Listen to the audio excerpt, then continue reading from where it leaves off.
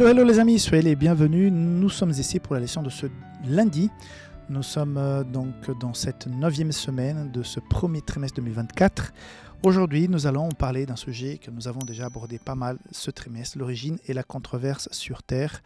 Donc, l'objectif de la leçon aujourd'hui, c'est de nous rappeler que la contamination du mal sur la Terre va se passer quand Satan va se mêler, va se rapprocher de la créature humaine qui a été créée par Dieu, créature qui était dans un lieu parfait, puisque justement, il y a le Genèse chapitre 1, verset 31 qui nous dit « Dieu vit tout ce qu'il a fait et voici, cela a été très bon. » Donc, tout était très bon.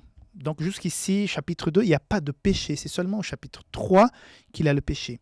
Donc, la question qui est posée, alors, comment se fait-il que le mal a fait son apparition dans l'histoire de l'humanité si tout était très bon? Donc, nous avons déjà commencé à répondre à cette question depuis hier. Donc, c'est le mal, c'est un ennemi qui a fait cela dans la parabole de l'ivraie. Et on voit la façon comme il y a ce dialogue entre Satan et Ève. C'est un dialogue qui nous explique beaucoup de choses par rapport au fonctionnement du mal. D'abord, il s'approche en déguisé.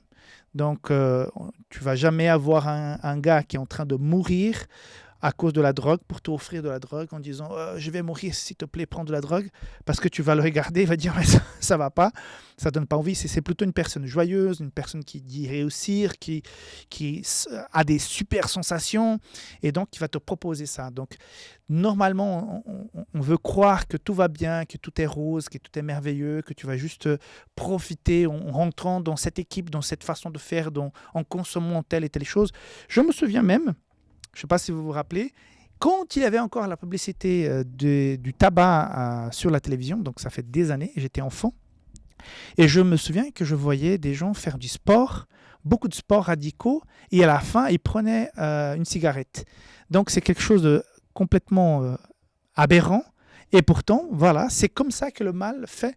Donc, il déguise quelque chose de mauvais en une aventure, le sport. Et souvent, il y avait des jeunes qui s'embrassaient à la fin, donc à l'amour, à la joie, et tout va très bien. Mais en fait, non, ça ne va pas du tout, parce que là-dedans, au milieu de toute cette joie, il y a donc le tabac, où il y a l'alcool, il y a la drogue, il y a l'infidélité, il y a le mensonge, il y a la malhonnêteté. Donc, il y a tout ça qui rentre avec un habillage joli. Donc, ça n'a pas changé. Satan travaille de la même manière. Donc, ce dialogue, et par exemple, la façon comme il va dire au verset 4, chapitre 3, « Alors le serpent dit à la femme, « Vous ne mourrez point. » Donc, c'est un mensonge, mais vraiment... c'est un mensonge pur et dur, quoi. Non, tu ne vas pas mourir. Mais non, Dieu avait dit quelque chose. Et là, il dit tout le contraire, et Ève, qui nous représente à quelque part, croit. Et après, Adam, qui va plus aimer Ève qu'à son créateur, va mettre en avant pas Dieu, parce que le commandement dit que nous devrions aimer Dieu en premier lieu. Donc, il va d'abord aimer cette femme en premier lieu, va laisser Dieu de côté, et ce qui représente aussi un peu notre nature sur Terre. Et à partir de là, le mal commence. Donc, Apocalypse va se référer à cet épisode en disant ce serpent d'autrefois, dans Apocalypse 12, versets entre 7 et 9. Donc, voilà, depuis le début de l'écriture jusqu'à Apocalypse, on se réfère à cet épisode comme en étant, représentant l'introduction de ce mal qui a commencé dans le cœur de Lucifer au ciel jusqu'à arriver sur la terre. Donc, il y a une phrase que l'auteur propose que je trouve assez intéressante, qui dit ceci. Ici ailleurs dans l'écriture, la nature de ce conflit concerne principalement ce qu'il faut croire et ce qu'il ne faut pas, il faut croire et ce qui est, il faut croire et pas croire. Ce qui est en soi complètement lié à l'amour. Et ça m'a fait réfléchir. C'est vrai que quand tu perds confiance en quelqu'un, tu ne peux pas l'aimer profondément parce que l'amour se base sur la confiance. À partir du moment où tu es trahi, où il y a de mensonges, tout ça, le manque de confiance s'installe et ça va atteindre aussi l'amour. Donc, j'ai connu des gens qui étaient fous amoureux de quelqu'un Et finalement, cet amour va s'estomper parce que la personne va avoir des comportements, va faire les choses contre les valeurs qui étaient avant de mise dans cette relation. Et tout cet amour, toute cette fugue qu'il y avait au départ va disparaître parce que la confiance n'est plus et ça atteint profondément l'amour. Donc, Satan veut piller notre confiance en Dieu, saper notre confiance en Dieu. Et ça peut affecter notre relation, notre confiance en lui. Parce qu'on on veut attribuer à Dieu la responsabilité du mal. On se pose des questions, où est Dieu quand je souffre?